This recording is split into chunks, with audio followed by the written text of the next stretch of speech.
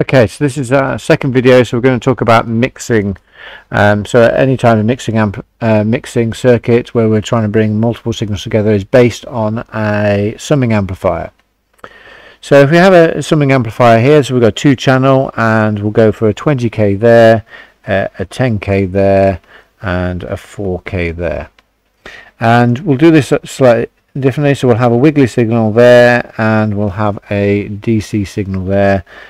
So minus 200 millivolts, and this one will go, so it's going to plus 250 millivolts and minus 250 millivolts.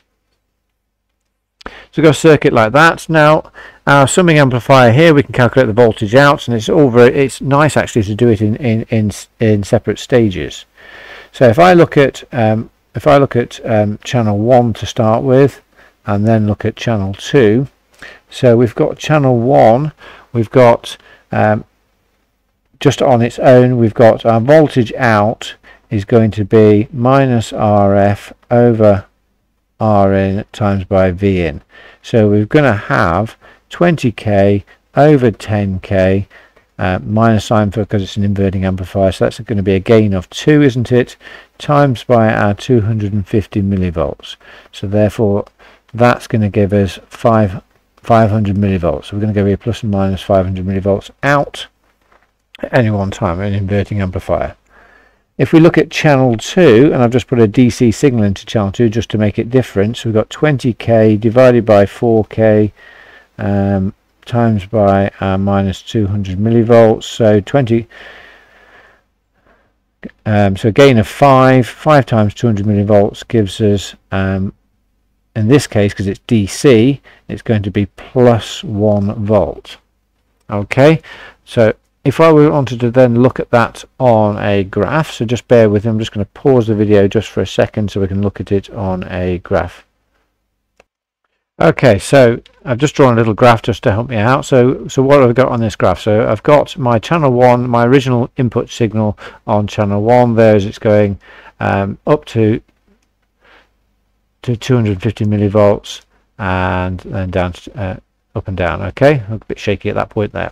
So how am I going to draw this output? Well, first of all, we know that channel 2 is going to give us a solid 1 volt out. So therefore I'm going to draw a dotted line there at 1 volts. Okay, because what that's actually doing is then that's causing a new reference voltage. So when those two signals combine, it's going to be referenced on 1 volt. And so now we can then referencing it on the 1 volt. We've got it's going to go up and down by 500 millivolts from this point here. Now it's going to be out of phase. So to start with, then our signal is going to come down this way and back to there. Okay, and then we're going to come all the way up to there and then back to there. So this is then what our resultant output signal is going to look like. So that's now our output from the mixer. Okay, so happy with that. So in combining those two signals together, in this case, but I didn't have 2 wiggly signals, and it's quite difficult to draw 2 wiggly signals combining. So we've got a DC signal that's coming through, so that's now causing, so when we combine the 2 signals, the signal will be referenced on this 1 volt that we've got, and the original signal that we've got coming in 250 millivolts has now been amplified to 500 millivolts, out of phase there, and follows that. Okay, now we just obviously need to do a little bit to then, if we want actually to be able to vary the gain. So I'm just going to pause the video just for a second again while I redraw the circuit.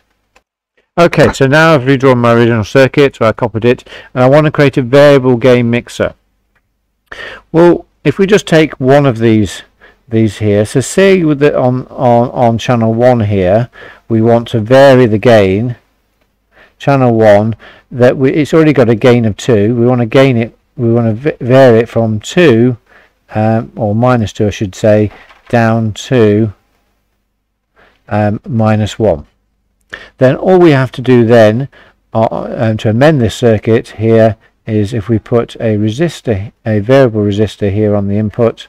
That's now channel 1, and if we make that 10k, so 10k plus 10k is 20k, so therefore the gain for that input now varies between -1 and -2. Of course, the problem with this circuit here, that we're always going to have some gain there with this circuit. We can't completely turn that input off.